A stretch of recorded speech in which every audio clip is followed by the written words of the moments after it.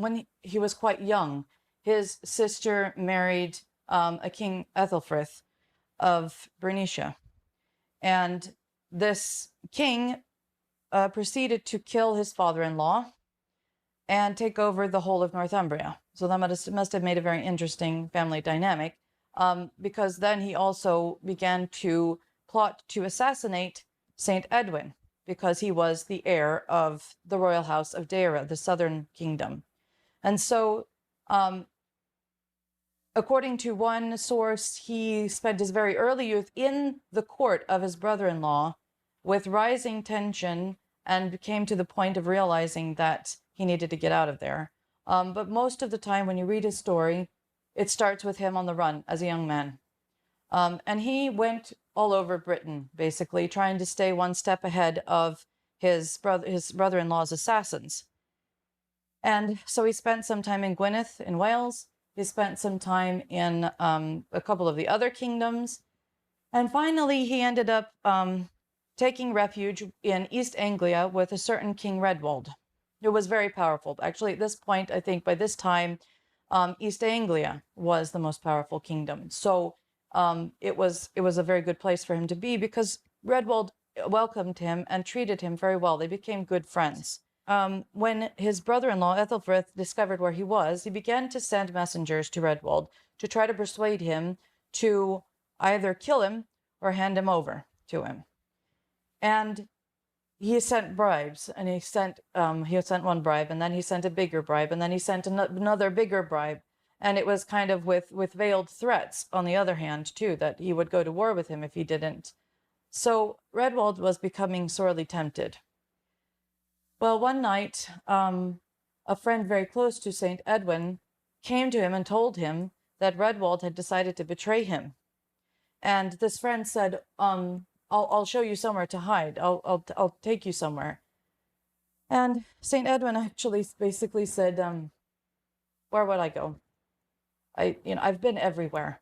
And he said, and my friend has not actually yet broken trust with me, and I will not break trust first. Said, if I must die, I would rather die at the hand of my friend than at the hand of my enemy. And so, while this greatly saddened him, he did not become angry. And but he was very troubled by this, and he went out of the palace in the middle of the night and sat on a rock before the palace and was pondering on these things, trying to figure out what he was going to do, when a stranger appeared before him. He didn't know from where or anything, and it seemed very strange to him. And the stranger asked him, what are you doing out here in the night, and why are you so upset? And Saint Edwin kind of said, what is it to you? And the stranger said, do not think that I do not know why you are troubled. I know what the situation is that you are in, but I've come to ask you a question. He said,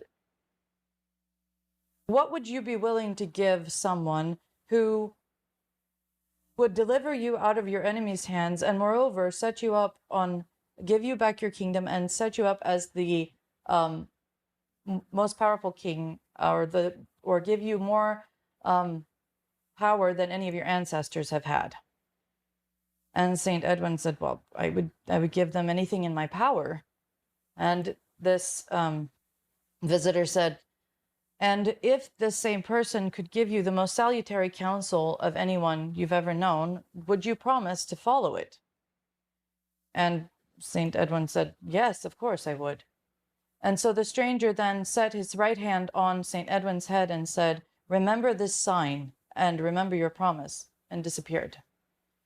Well, Saint Edwin was very perplexed at this, and sat kind of stunned.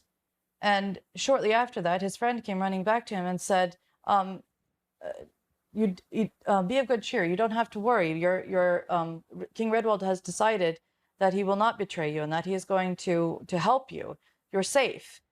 And so Saint Edwin came back in, and it turned out that Redwald's queen had admonished him and had told him that it was unworthy of him to turn on his friend like that, and she had managed to change his mind. not only did Redwald decide to, not to betray his friend, but he actually helped Saint Edwin, because Ethelfrith did bring an army against him. But Redwald met him in battle, and they were victorious over Ethelfrith, and Ethelfrith was killed. And suddenly, Saint Edwin found himself king of the whole of Northumbria,